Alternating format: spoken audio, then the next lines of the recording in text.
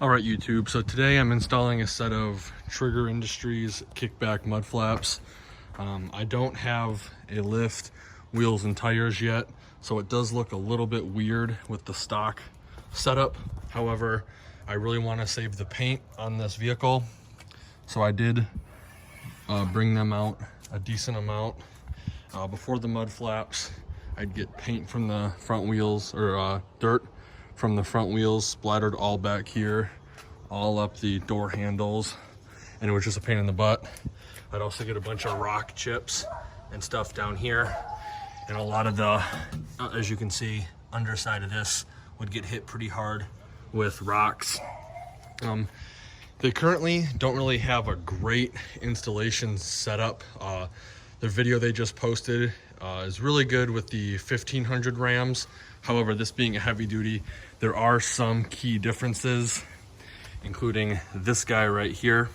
And as you can see, because of the bulge of this plastic right in here, this fender flare kind of comes out at an angle, not really flush. So I think I'm gonna, over time, I'm hoping it'll mold itself, and then I can get a bigger screw and just put a couple washers in there to kind of space this out a little bit, so that way it's flush. Other than that, I think it actually looks really good. I'm gonna go with 22 by 10s, and then either 35 12.5 22s or 37 12.5 22s. So this will actually be perfect for my offset. I won't have to move these at all. What I do like about these is you can customize them as far out as you want. So if you are going to be running some crazy offset, like -100 offset, you can push these guys all the way out, and you can kind of custom tailor them how you like. So if you do end up buying these, I'm going to show you a tip. So I am over here on this side. In their video, they say you can use a jack or some sports balls to kind of wedge the mud flap in the fender. They also recommend this 90-degree tool right here, so I do have that. As you can see, I have been using some of the torch and the file. So the reason the other side bows out a little bit is because of this plastic piece right here, as you can see. So what I'm trying to do is I'm trying to heat it up and push it back. On the driver's side, you don't have to be as careful, but on the passenger side right here, there is a wiring harness kind of up over here behind this. So I would not recommend going overboard with the heat. Heat it up and then push it back. That way it'll actually be flush and it'll look good. The only piece of original hardware I used, I kept this in place, and I kept this. Everything else, I pretty much had to use self-tapping screws. So I replaced this with a self-tapping screw, this one, and then I think I added my own right here, and then one right here as well. So overall, kind of a pain in the butt to install. I will link a video down below of them installing their kickbacks on a 2019 5th gen 1500. I'm hoping the rears, which are right here, are going to go on a lot easier. There is no plastic that kind of jets out a little bit, and I think I am going to try to keep this if I can, and I'll just have the bottom portion where the rubber is go on that, and then hopefully I'll be able to match it up as good as that. And from this angle, it doesn't even really look like it sticks out that much, but come when I get the new wheels and tires, this will actually be perfect. And if you are worried about them hitting the automatic running boards, it clears it by maybe an inch, even with this bowing out and not being flush. So if this was flush, you know, you'd clear it by 1.5 inches or 2 inches, so no problem. But I will work on that. If not, it's not the end of the world. I know I'm a little bit OCD with stuff like this, but I think it's fine for now. And then again, here's some more shots. As you can see, I messed up my drill hole on one of them. I will be spray painting that so that way it looks as factory as possible. And also too, when you get these, they come straight, obviously. The guy recommends you bend them. And even when you do, it does kind of mess up the paint when you're kind of aligning it. So I'd recommend putting painter's tape over this. And there is still some painter's tape back in there because I didn't remove it before I installed that self-tapping screw. But again, that's what this side looks like so far. Comes out just a little bit, which is what I want. There we go. And then hopefully I'll be able to match it up on this side as well. I will be updating you when I am done with the front, so stay tuned. So here's the fronts are done now finally. There is a little bit of a gap right here, as you can see. You can get trigger trim, which is this rubbery 3M adhesive that sticks in there to close that gap up a little bit. I may go on their website and purchase some of that. But if we come down here, this portion right here, right above, we're at about 2 3/4 inches to 3 inches above there. Then we're gonna come over to the other side. Above again, 2 3/4 to 3 inches. So it is pretty accurate, pretty spot on. As you can see again on this side, I did kind of screw up the measurements a little bit. They have a tool that they use on their video. It's kind of like a tong, right? But what it does is it rests. There's a little U on the back side of the tong that rests in the stock locations for your hardware. And on the other side is a V where you put your drill point. Again, this side is bowing out just a little bit. However, because both sides are bowing out and I do plan on running bigger tires, it may work out. I may actually have to come back here and melt more of this plastic and cut it out just so that way it'll be flush. But with the stock wheels, I think these are 30, almost 33s. What are they?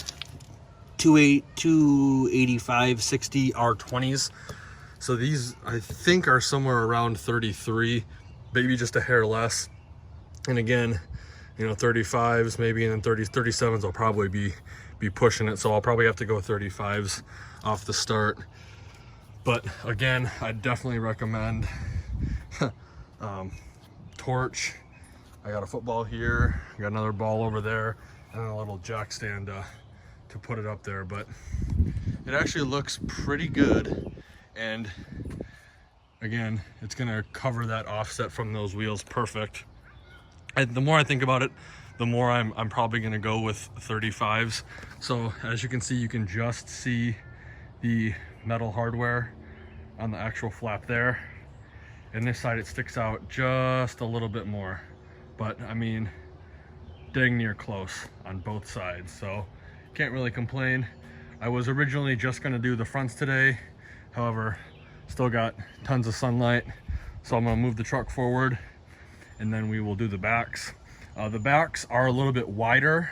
So I believe I'm gonna run into some problems trying to get around this 5-inch exhaust, but I will keep you updated when I do that. Again, I'd love to show you the install process, but me tinkering around, this is my first time doing these, obviously, and the instructions, if I can even find where they are just not good at all. Not really their fault though, because this is a universal flap and you can kind of drill them out to whatever offset you have. I wish there was a template that you could request when you buy these for either Ford, GM, or Ram, and you can determine what offset you want corresponding to the year of vehicle you have. So this one obviously is a 2020, so it's a 5th gen, and let's say I wanted it to cover up to -44 offset. They could already have it pre-marked on the flap with -44, -24, -12. That'd be a really cool idea, but that's just more work for them. Here's the instructions that it came with. Obviously, as you can see, the front is a little more narrow in design in terms of the metal plate, and the back has a little bit more metal plate to it. Now, again, they do recommend that you bend these So I take them and I could just kind of bend them like this. I don't do it too extreme, so that way they snap. But once they are bent, they hold a bend pretty well, which makes installing a lot easier. I'm gonna stop talking now, move the truck forward, and then we'll install them. All right, so here's the finished product. We've got the front ones installed. Coming to the back, we got the rear ones installed. Now, it does look like they bow out a little bit farther as you go up top. I don't know why that is. If you look from the back, it covers it pretty good. The backs stick out farther than the fronts. I know it should be opposite, but I had to reroute the exhaust straight out the back in order to get this flap on. I did run into some clearance issues. The driveway isn't level, and because I had drilled the flaps into the plastic molding, both of them are kind of, this one's angled up like this and this one's angled up like this. I don't really mind that. I'll show you kind of what I did. Coming over here, I had drilled this hole into here. If you come and look at the back, if I can get under this without hurting myself, the screw is right in there. And so what I'm gonna do down the road is I'm gonna get a washer and a nut, and I'm gonna actually snug this up a little bit so that way it gives me even more room. But I wasn't too fond that these had to bow out farther than the fronts, but as long as they're symmetrical, which they are, I guess it's fine. This one is just a little bit off level. I think it's like 2 degrees or 3 degrees off level, which is kind of frustrating, but as long as the paint's protected, and clearly if I have wider wheels and tires, it'll cover. It'll be a little bit less coverage down here, but I'm not worried about that. I wanted the coverage right up here. Here's the front ones. Again, because of the plastic molding on the front, right behind this portion, these do bow out kind of away from the truck, and they do not sit flush. If you are gonna get wheels, lift, and tires, and you are gonna do a NorCal cut right here, maybe trim the pinch weld and cut that plastic back, you shouldn't have any problem with the fitment. I am very happy with the way these turned out. And as you can see, you get up close, they look like they stick out pretty far, the front ones and the back ones. But you look at it from afar, and it actually doesn't look all that bad. Now, obviously, it does look weird with stock wheels and tires, but I'd rather invest in this now and save the paint. And now with the exhaust facing out the rear, let's do a cold start for you.